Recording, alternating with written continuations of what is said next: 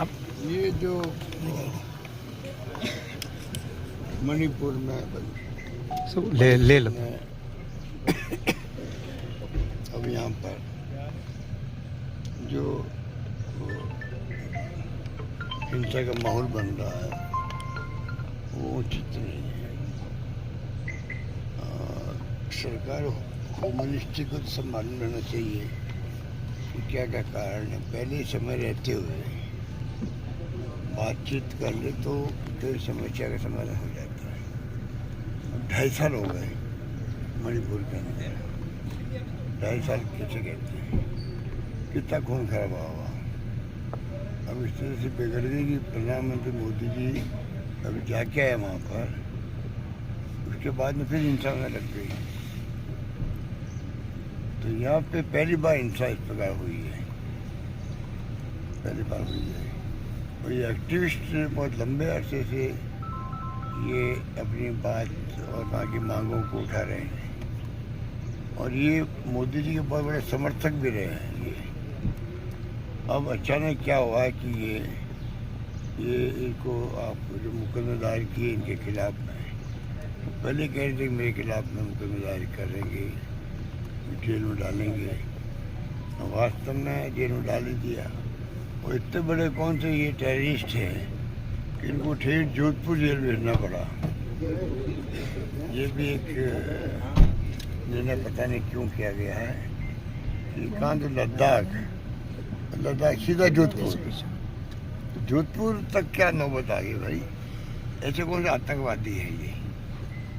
तो ये सरकार मिसहैंडल कर रही है सब मामलों को, मेरा मानना है। पूरा टाइम सीसीटीवी की निगरानी में रहेंगे, उनके ऊपर नज़र रखी जाएगी, सीसीटीवी की निगरानी में रहेंगे, नज़र रखी जाएगी। जेल के अंदर भी जी, जेल के अंदर, इसका मतलब जेल के अंदर आपका कोई व्यवस्था ही नहीं है।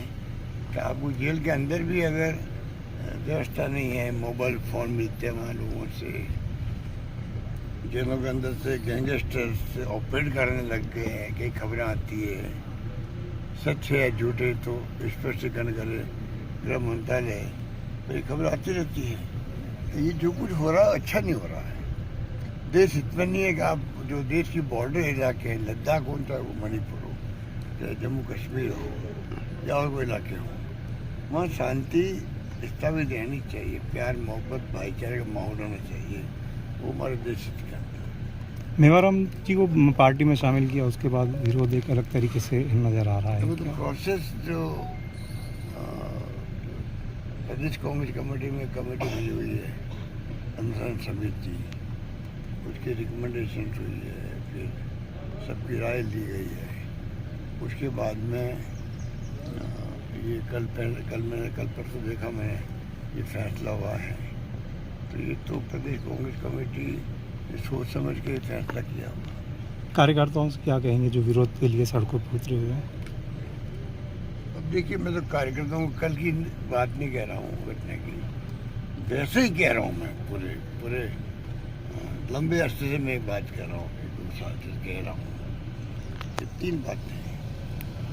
नंबर 1 है, इस देश को जरूरत कांग्रेस की है, कांग्रेस विचारधारा की है, तो सभी धर्म, सभी जाति, सभी वर्गों से लेकर चलती है।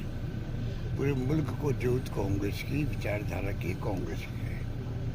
और जब जरूरत है कांग्रेस की तो कांग्रेस का मजबूत होना आवश्यक है, देश हित के अंदर है। नंबर 2, देश हित में कांग्रेस मजबूत बने, और मजबूत तो बनेगी तब जितने ही कार्यकर्ता, चाहे छोटे हो बड़े हो, नेता हो, बड़े पदों पर रहे हों, तमाम लोग अगर एकजुट होंगे तभी कांग्रेस मजबूत बनेगी।